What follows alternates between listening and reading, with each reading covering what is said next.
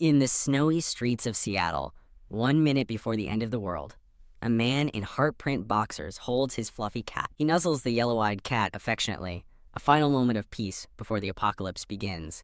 Flash of violent, red energy erupts, silhouetting a figure against the city as the world ends. In the aftermath, the man lies unconscious amidst the wreckage of a crashed airplane. He and his cat awaken to a world of devastation, their faces etched with horror. A pink croc soars through the night sky as a mysterious message appears. Surviving humans take note. Motherfuck! The man screams, kicking his other shoe off in frustration while the cat clings to his head. He hops through the ruined, snowy landscape, questioning the unbelievable destruction around him. He suddenly trips and rolls across the blood-stained ground, gasping in surprise. Stunned, he looks up from the ground, his curse catching in his throat as he sees something horrific. He stares in shock at the severed head of his neighbor, recognizing her instantly as Mrs. Parsons. The scene flashes back to moments earlier, with him relaxing on his couch while playing a video game. A framed photograph shows a happier time, with him and a red-haired woman holding their beloved cat. The walls of his apartment are a shrine to the cat, filled with photos and a large cat tree. Another photo on the wall shows a man in a Coast Guard uniform, a proud family memory. The flashback reveals the source of his melancholy. Packed boxes labeled "Bee's Crap" signal a recent breakup. With a beep, he turns off the television, ending the brief escape into his game. He opens a window and sighs, looking out into the cold night as the cat watches from the sill. The cat suddenly leaps from the windowsill onto a snow-covered branch outside. "Hey, get back here," he yells, leaning out the window in a panic. He curses at the cat, calling it an asshole as it perches defiantly in the tree. A voice in his head reminds him that the cat isn't his. It belongs to his ex, Carl. The cat ignores him, instead looking up into the snowy night sky, as if expecting something. As a snowflake lands on its nose with a dink, the cat seems to think this problem isn't its to solve. Suddenly, a brilliant beam of light descends from the sky, engulfing the small cat. Carl watches from the window, his face contorted in anger and disbelief. Frustrated, he turns away from the door, deciding he should just let the stupid thing freeze. Constant meows echo as he changes his mind, frantically searching for his shoes in a box of his ex's things. He screams the cat's name in exasperation. "God damn it, Donut." Outside, he howls at the tree, demanding Donut get down immediately. The racket awakens his neighbor, Mrs. Parsons, who peers out her window to see what the noise is about. With a thump, Donut leaps into Carl's arms just as Mrs. Parsons calls his name. Carl apologizes to Mrs. Parsons, explaining that his ex-girlfriend Bea's cat had gotten out. Mrs. Parsons begins to gossip, saying he's better off without that hussy Beatrice, but she's cut off mid-sentence. The world violently blurs as chaos suddenly erupts. Boom! A massive explosion tears through the building, shattering the quiet night. A series of thunderous booms follow as the entire city is rocked by catastrophic explosions. Carl stands frozen in the snow, clutching Donut and staring at the fiery ruin of his apartment building. His wide, horrified eyes reflect the absolute devastation he has just witnessed. A brilliant flash erupts in the distance, and he instinctively shields Donut from the blast. Viewed from space, a massive energy wave ripples across the surface of the Earth. On the ground, Carl strains against the overwhelming force. His body and will push to their limits. When the chaos subsides, he finds himself standing at the edge of a great chasm, overlooking a desolate, frozen wasteland. His gaze falls upon the silent, bloody head of Mrs. Parsons lying in the snow. He realizes with dawning horror that she's dead, and everyone else in his building is simply gone. Looking out at the ruins, he grapples with the immense loss, thinking of the million people who have vanished. Splattered with blood, his face twists in terror as the reality of the apocalypse finally sinks in. He clutches his head as a voice invades his mind, the words causing him physical pain. As a red beam of light descends with a great boom, a system message offers survivors the chance to reclaim their lost matter, leaving Carl to question what it means. Bathed in an ominous red glow, Carl and Donut stand together, facing the dawn of a terrifying new world. A system announces the Borant Corporation has selected an 18-level dungeon. As Carl hops through the wasteland, confused, he learns that completing the dungeon grants regency of the planet as he arrives at a glowing, grand staircase. Realizing everyone is dead, he stands at the top of the stairs, questioning if he truly wants to enter. A system message introduces itself as a syndicate AI, dispatched to supervise the dungeon and enforce the rules. Shivering from the intense cold, he realizes he will freeze to death if he doesn't find shelter soon. Announcement gives a final warning. The first level entrance will open for only 1 hour. TSK. With a grimace, Carl descends the stairs as a new rule warns that time is limited on each level. He reaches the bottom, where a notification states he has 5 days to clear the first floor before it collapses. Holding Donut, Carl pauses in the torchlit hall, gazing up the stairs he just descended. Before a massive, ornate door, a final message from the syndicate thanks him for participating and wishes him a great day. He stands alone before the imposing silent doors, ready to face whatever lies beyond.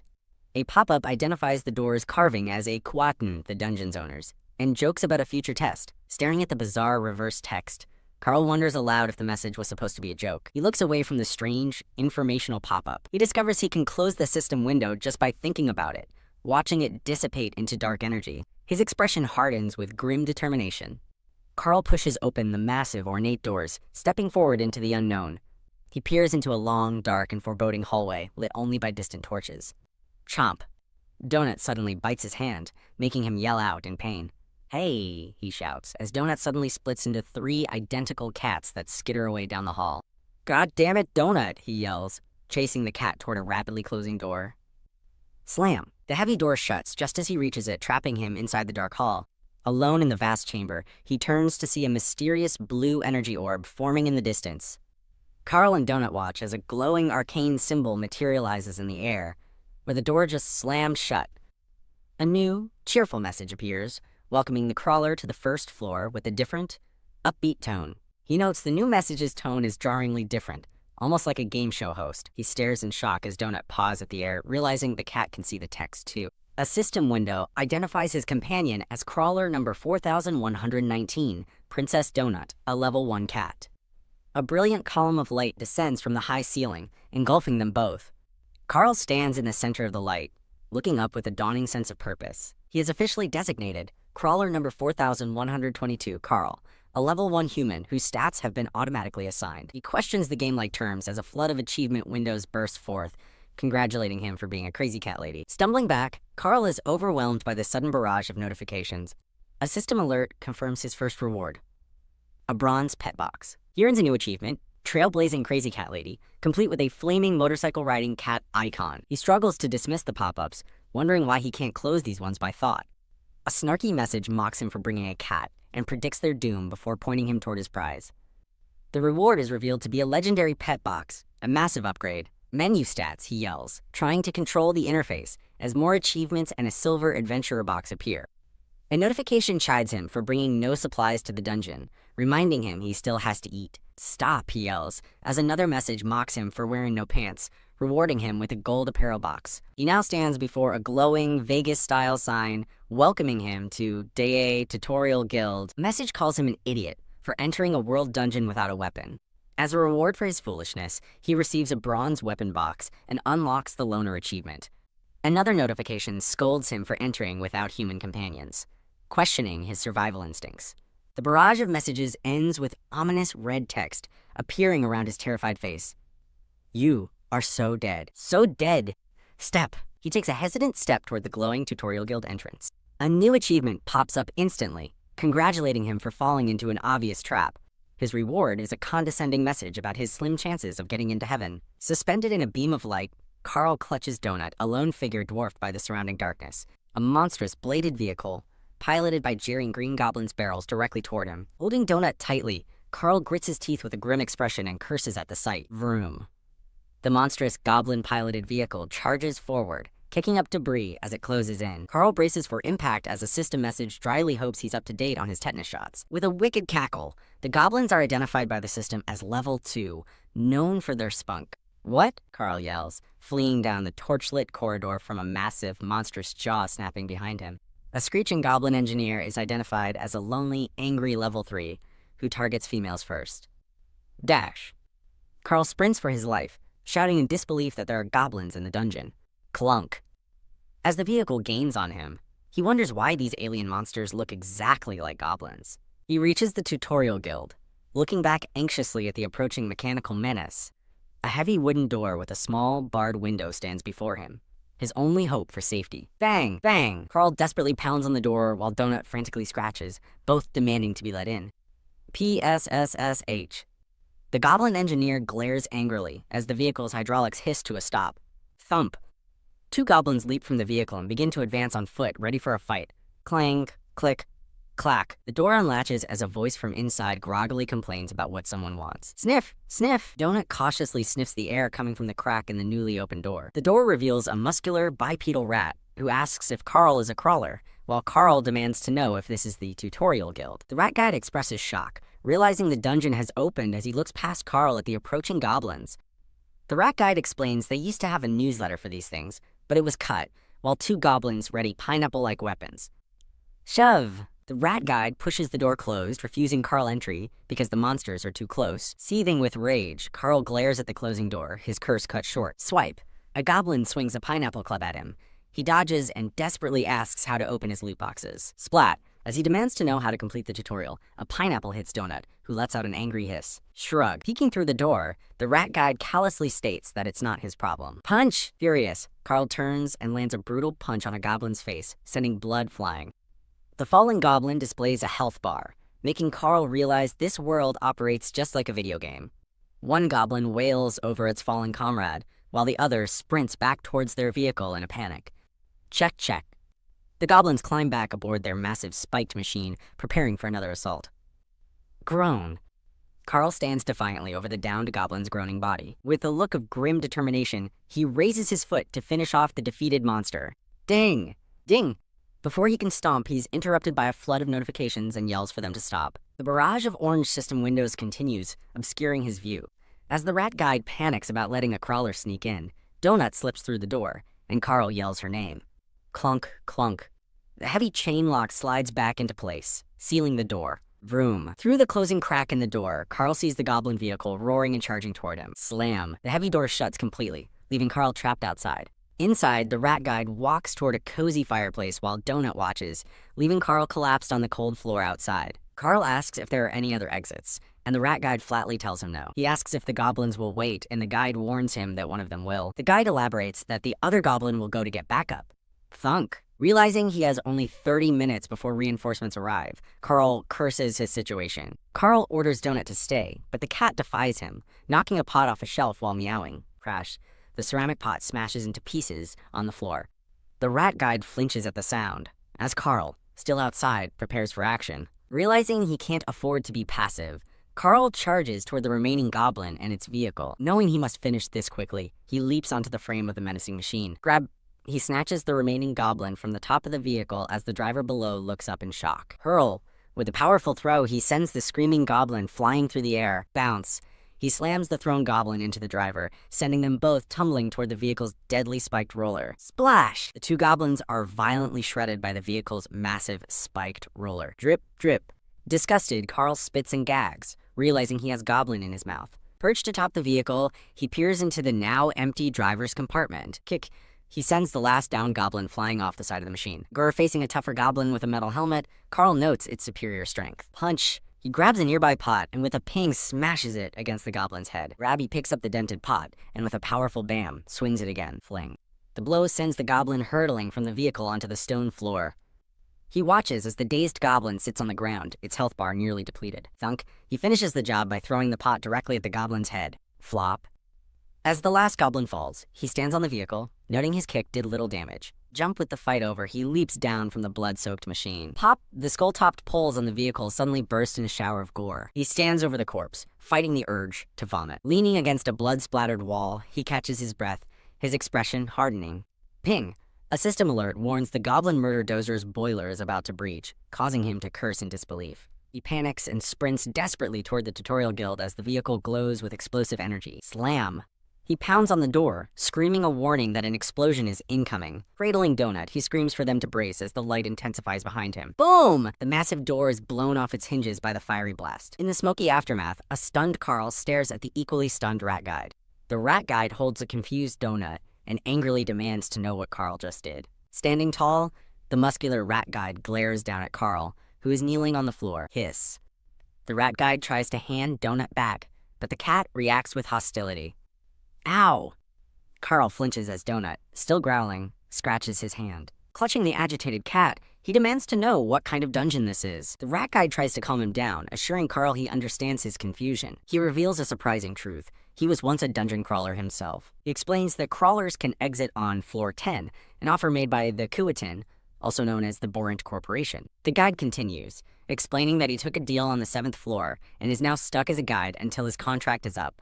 Carl asks if they are aliens and questions how the dungeon knows about Earth-specific slang. Still holding a wide-eyed donut, he again demands to know what is going on. Shake. Frustrated, the rat guide laments that this is the 7th or 8th human-seeded world, and it's always the same. He asks Carl why he can't just accept his circumstances and move on. Stunned, Carl glares back, latching onto the disturbing phrase, human-seeded. Sigh, the rat guide relents, holding up a hand to pause the argument. He offers to give Carl the quick version of the situation. The rat guide sits down and bluntly informs Carl that his world is gone, offering his condolences. He reveals he was formerly a skyfowl and shows a picture of his handsome avian form, stating he changed species on floor 3. An ancient mural depicts a Kuaten spaceship arriving and beaming something down to an early civilization. The guide explains this starts a 50-year clock for Earth to be claimed before it becomes fair game. An alien signs a holographic contract for Borant Corporation, claiming terra nullius rights, as the guide mentions their backlog of worlds. Carl recalls the mention of mining, but the guide clarifies it's for a minuscule amount of material. Carl stares in disbelief, questioning why they'd kill everyone on Earth for such a tiny fraction. Leaning in with glowing red eyes, the rat guide reveals the true prize, you. Montage shows various groups of humans on a serene, idyllic world. The scene shifts to a tropical resort, where a new group of people are described as a fresh crop of contestants. These contestants watch in horror as people in a car are killed in an explosion, all for the universe's most popular show. The rat guide dramatically announces the title, Dungeon Crawler World Earth, his arms outstretched in a showman's pose. Carl asks if the goblins were just for show, but the guide confirms the danger was real, asking where the fun is otherwise. With glowing red eyes, the rat guide concludes his monologue, declaring that death is the ultimate entertainment. As he speaks, he gestures toward a vision of 2 gladiators fighting to the death in a grand coliseum. Back in the room, the guide says it's his job to show new crawlers the ropes, and decides it's time to begin. Hiss. A system window grants Carl access to the crawler menu, but Donut reacts with suspicion toward the guide. Swipe, swipe. The guide explains the holographic interface is Carl's heads-up display. He points to a mini-map, identifying the locations of Guildmaster Mordecai, Crawler Carl, and Crawler Princess Donut. Mordecai then introduces Carl's stat screen, where he can view his attributes and notifications. Carl stares intently at his newly revealed stats, his face bruised and determined. Oi, he says, grabbing Mordecai and demanding to know why his intelligence stat is so low. Mordecai explains that intelligence governs spells, but notes that Carl's strength of 6 is exceptional for a human. He then points to a new menu, Ratings, calling it the most important part of the game on which his life depends. Carl looks at the rating screen, which shows 0 views, followers, favorites, and patrons. A screen displays a profile for Crawler Carl, showing he somehow already has 1.3 million favorites. In a boardroom of bizarre aliens, a presenter explains that high viewership will attract corporate sponsors. Mordecai elaborates that sponsors run ads during streams, and more patrons lead to more loot, as a chat full of comments appears.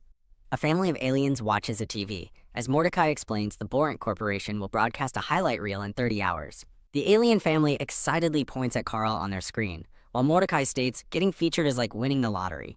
Mordecai advises Carl that to get noticed, he needs to stand out from the other crawlers. On screen, a stylized, bloody Carl winks and gives a thumbs up, advising that he needs to, quote, kill it with style. Mordecai reveals he survived his own crawl by gaining millions of followers, showing his former majestic skyfowl form. Changing the subject, Mordecai raises a finger to begin explaining the mechanics of loot. He tells Carl he can now store any item he can lift, but only for 4 seconds, as a storage interface appears. Mordecai adds a grim warning.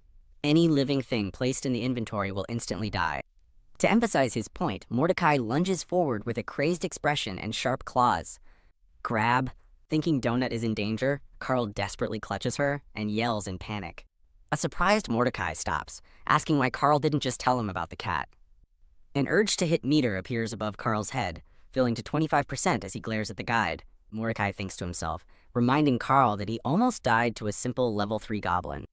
Shake.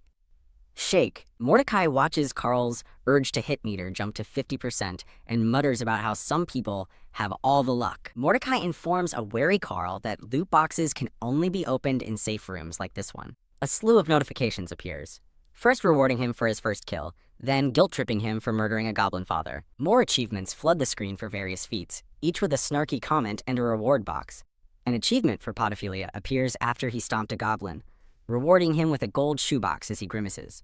Jingle, jingle. After leveling up and gaining stat points, Mordecai reveals all his reward boxes will now open at once. He adds that Carl can't pick and choose which to open first, as a special box appears. Carl's urge to hit meter climbs to 75% as he stares at the rewards in shock. Poof! The bronze pet box opens in a flash of bright light. Plink! Plink! A scroll and a bag of pet biscuits emerge from the opened box. Poof! The next box bursts open, revealing healing potions, gloves, and a club. Paff! The system provides humorous descriptions for a toad cudgel and a poker. Jingle! A chest opens, showing the pile of loot he has received so far. Jingle! Clonk! Poof! Several more chests, including a dangerous-looking spiked one, pop open in succession. Bam! FPH. The rewards include antidotes, biscuits, torches, dynamite, and a mysterious goblin pass. The goblin pass glows with an ominous green energy, shaped like a demonic skull. The glowing pass flies toward Carl's arm as the system jokes about him getting a tattoo. Sizzle ah ow, Carl cries out as the pass burns a tattoo onto his forearm, which warns of increased damage from fairies. Gleam. He then turns his attention to a grand, ornate chest and 2 golden gift boxes. A golden box opens to reveal an enchanted nightgaunt cloak, with the system mocking it as a dollar store Batman look. Bam! A warning flashes that the nightgaunts themselves will not appreciate him wearing their cloak. The final items are an enchanted troll skin shirt that negates debuffs but attracts trolls, and an enchanted toe ring. As he equips his new gear, a system notification congratulates him on his loot achievement with a snarky reward. His final prize is revealed, an ornate, glowing, legendary pet box. Doo-doo. Click. With a musical flourish, the legendary pet box begins to unlock itself. Kablam. The box explodes in a cloud of purple energy, revealing a single, humble-looking, enchanted pet biscuit. Carl stares skeptically at the tiny, glowing biscuit in his hand. A system window explains the biscuit is not what it seems, ominously daring him to feed it to his pet. Hop! Mordecai advises him to only give the biscuit to his pet within the safe room. Carl holds the biscuit, asking what it does, as Donut stares up with glowing golden eyes. Mordecai shrugs, explaining that the effects are random, and the only way to know is to try it. He adds that Carl could also sell it at a shop, as it might be worth thousands of gold. Carl looks down sadly, thinking that he is all Donut has left in the world. Believing he can't properly protect her, he decides the smart thing would be to use the biscuit. Chomp. Before he can act, Donut lunges and bites his hand, snatching the biscuit as he cries out in pain. Donut clamps down hard on his hand, devouring the enchanted treat. Floating blissfully, Donut exclaims how tasty it was while Carl reels from the bite. Splat Donut suddenly collapses to the floor, melting into a quivering, fleshy puddle. Donut Carl screams in panic as he and Mordecai watch the quivering mass, waiting for something to happen. His eyes glowing with rage, Carl furiously demands to know what happened to his cat. Mordecai calmly explains it's a transformation, assuring him it can't be negative or the guild would have intervened. As Mordecai explains that no one can be harmed in a safe room, Carl's urge to hit meter hits 100%. A holographic alien showrunner named Cascadia announces the dungeon is sealed, with Mordecai revealing that just under 13 million humans made it inside. Carl is stunned by the low number of survivors from all of humanity. Cascadia reveals the number of crawlers is already down to 10 million as a girl and her dogs flee in terror. He announces the next floor won't open for 30 hours, giving other crawlers a brief, violent respite. Elsewhere in the dungeon, a calm woman ignores a man being devoured by a monster behind her. Back in the safe room, Carl and Mordecai stand in a tense, silent standoff. A disembodied, haughty voice suddenly criticizes Carl's hideous cloak and tells him to put on some pants. The voice continues, expressing disbelief that someone named Miss Beatrice hired him. Carl looks down in shock to see the voice is coming from a very smug, floating donut. HRMPH. Donut gives a very fluffy, very judgmental glare, completely flabbergasted. Carl can only stammer, asking if his cat just talked. Donut begins singing a familiar tune, and then patronizingly warns Carl that stuff will rot your brains. Continuing her song, she floats near his hand and asks if he only meant well, beginning a strange flashback. In a memory, Donut watches TV while a voiceover reveals she wasn't invited to her son-in-law's wedding. The flashback shows Donut being presented a trophy as this year's grand champion. A montage shows a red-haired woman cuddling a purring Donut, then cuts to Carl intensely gaming with Donut on his lap. Hiss. As the match ends, Carl tries to move Donut, who hisses and scratches him in protest. He gives in, letting the smug cat stay on his lap as she stares him down. In another memory, Carl is on the phone with his girlfriend Bia, telling her to stay in the Bahamas while looking at her photo. He tells Bia he will look after her mother's cat, Donut, until the snow clears and they can retrieve her. Purr. The flashback ends, returning to a memory of Carl stressed at his desk, while Donut purrs contentedly. Purr. The final memory shows Carl asleep, with Donut purring happily on his chest. Back in the dungeon, Donut grandly introduces herself as GC, BWR, NW Princess Donut, the Queen Anne Chonk. As Carl and Mordecai stare in disbelief, she declares she will accept being called Princess or Princess Donut. Striking a regal pose, she clarifies that her full title is required only when in high company. For now, she decides that Princess Donut will suffice. Ha ha ha. Mordecai bursts into laughter and tells a stunned Carl to check her stats.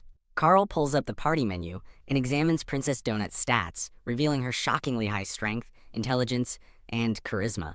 A closer look at her stat screen confirms her impressive attributes, especially her charisma of 25. A final notification explains her enhanced growth buff, which grants automatic stat increases with each level up. Carl shouts in utter disbelief after seeing Princess Donut's shockingly high stats. Annoyed, Carl wonders why his cat's intelligence is so much higher than his own. Mordecai analyzes Princess Donut's stats, noting she won't gain points per level, but suggesting a bard class for her incredible charisma, an idea that baffles a nearby Carl. Mordecai explains that while crawlers and guides are immune to her charisma, it will be incredibly effective against others in the dungeon. As Princess Donut licks her paw, Mordecai emphasizes that her high charisma is a massive, game-changing advantage for the early floors. Sigh. Flop. Mordecai slumps into a chair, exasperated that he'll have to restart the entire tutorial for his newly sentient student. The regal Princess Donut calmly interrupts, stating that restarting the tutorial won't be necessary. Princess Donut addresses Mordecai, referring to a confused Carl as her manservant and demanding they get the farce rolling. Princess Donut patronizingly explains to Mordecai that Carl is slow due to his low intelligence, a comment that visibly infuriates him. Princess Donut explains her attachment to Carl, stating that since he's been with her family for a while, she can't just let him go. Leaning back in his chair, Mordecai casually informs Carl that he has activated his menus. Princess Donut looks on as a pyramid of reward chests materializes before her, 1 legendary, 1 silver, and 3 bronze. Poof! The 3 bronze chests burst open, revealing a stash of healing potions and torches. Glitter the silver adventure box opens, adding even more potions and torches to her growing loot pile. Poof! The silver box also yields a tome of magic missile and a bag of pet biscuits. Princess Donut sits expectantly as the final, ornate, legendary quadruped box begins to glow with purple energy. From a swirl of dark energy, the legendary box reveals its prize, the enchanted crown of the sepsis whore. Carl remarks that the item's name sounds ominous, but Mordecai warns him that the description is even worse. Surrounded by a dark aura, Princess Donut calmly absorbs the knowledge from the Tome of Magic Missile. Mordecai casually notes that Princess Donut has already learned the Magic Missile spell, calling it a good development. Poof! As Mordecai tries to warn Carl about the powerful but dangerous crown, he is abruptly cut off. Too late, Princess Donut already wears the enchanted crown, glowing smugly as Mordecai sighs in resignation. A close-up reveals the enchanted crown gleaming atop Princess Donut's head. A detailed description of the crown reveals its powers. A charisma-based impression skill and a sepsis debuff, and a stark warning. Wearing it permanently places her in the royal line of succession. The warning reveals the crown will force her to kill other royalty, prompting a frantic Carl to protest, but Princess Donut simply states that purple is her color. Princess Donut dismisses his concern, haughtily asking if he has any idea how many purple ribbons she has won. Carl points out the item is fleeting, and Mordecai clarifies that if she removes it, it will respawn elsewhere in the dungeon. Standing before their loot, Mordecai begins to explain the dire consequences if another crawler finds the crown. His Princess Donut interrupts, declaring that if someone else gets the crown, Carl will simply have to kill them. The weight of the situation hits Carl as he grimly repeats her casual mention of killing. FWIP. Princess Donut floats over to a worried Carl, telling him the solution is quite simple. Stretching languidly, Princess Donut declares her new goal. Carl must help her reach the 18th floor to escape. A notification confirms Princess Donut's takeover. She has renamed the party and changed their titles to Royal Bodyguard and Grand Champion. Staring at the new party notifications, an exasperated Carl can only mutter, "Really?" Princess Donut congratulates Carl on his promotion, while Mordecai explains that her superior stats automatically make her the party leader. Mordecai attempts to placate Carl by telling him not to worry, as the titles are meaningless. He then advises Carl to stick close to Princess Donut, acknowledging her newfound power. As Princess Donut magically opens the door, Mordecai amends his advice, suggesting they stick together at least until the 9th floor. At the threshold, Mordecai issues a final, stern warning to Carl, while Princess Donut complains about the bloody floor ahead. Mordecai explains that they can now freely visit him for questions before floor 4, as they are linked to his tutorial room. As Carl and Princess Donut depart, Mordecai wishes him luck with his exit deal, watching them go. After they leave, Mordecai's expression turns serious and thoughtful. Grab! Just as he's leaving, Mordecai yanks Carl back by the cloak, his expression intense. Twisting his cloak, Mordecai urgently warns him that taking an exit deal isn't worth it until at least floor 12. He continues, urging Carl to negotiate as much as he possibly can when the time comes. Releasing his grip, Mordecai gives him one last, emphatic, remember, stumble. Carl lurches out of the safe room, reeling from Mordecai's cryptic and intense warning. Slam! The heavy door shuts firmly behind him, leaving him alone in the dungeon. Alone in the desolate corridor, Carl anxiously wonders about the meaning behind Mordecai's final words. Carl deciphers the warning about the exit deal, but scoffs grimly, doubting he'll even survive that long after millions have already perished. Overwhelmed by the death of 3 million people, Carl is snapped out of his despair by Princess Donut, who tells him to get moving.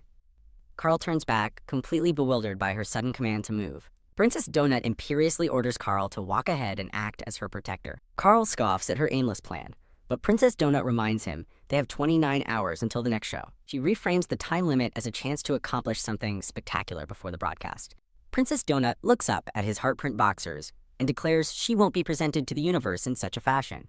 She complains, imagining the mockery on Martian social media over her bodyguard's lack of pants. As they walk down the corridor, Carl points out she's also not wearing pants, but she dismisses his logic, stating cats don't wear them. Walking deeper into the dungeon, Carl soberly asks if they will have to kill other humans. As Princess Donut begins to mock his intelligence, Carl curtly cuts her off. Fed up, Carl points down a different path and declares he's going his own way. His frustration boiling over, he changes his mind, declaring he'll go in any direction to get away from her. Princess Donut feigns innocence, asking why he would want to separate from her. Carl argues that since she's more powerful, according to Mordecai, she will be fine on her own. Reminded of the immense danger, he bitterly adds that she'll be more okay than he will be. He finally explodes, shouting that he refuses to spend what might be his final hours dealing with her terrible attitude. In a dramatic, exasperated pose, he yells that while cats are assholes, there's a reason people love them anyway. Leaning in close, he glares at Princess Donut, his silent intensity punctuating his rant. Defeated, Carl gives up on the argument and turns to walk away, muttering, forget it. He walks away down the long corridor, leaving a small, crowned Princess Donut behind him. He pauses and looks back over his shoulder, a flicker of concern on his face as he asks what she wants. From down the hall, Princess Donut's voice calls out, apologizing and admitting he was right.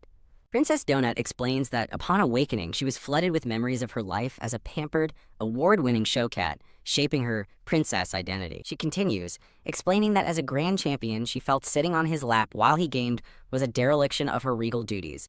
The memory focuses on Carl's intense concentration as he games, with her remaining stubbornly on his lap. Carl listens to her explanation, his expression softening with understanding and sadness. His expression hardens slightly as he processes her words, a thoughtful look in his eyes. Princess Donut admits that even though he kept playing, she secretly liked being with him. Carl asks for clarification, and she concedes that while she is a princess, she will try not to be such an asshole. With wide, pleading eyes, she finally admits the truth.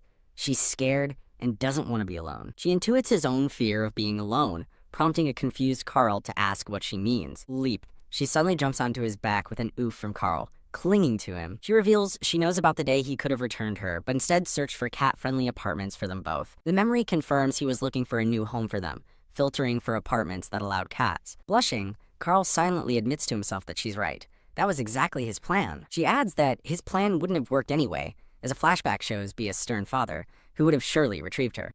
Bah! Monstrous bleat echoes from the darkness ahead as they spot a faint red glow, and Princess Donut calmly says, okay, there it is. She orders him to attack, but an annoyed Carl suggests they identify targets before firing next time. Clop clop. As a strange, llama-like creature emerges, Carl wonders if it could have been a person, but Donut dryly points out that it obviously isn't. Bah! Carl's face twists in shock as the creature lets out another cry. Carl sprints towards the creature, shouting for Princess Donut to fire another magic missile. Thwump.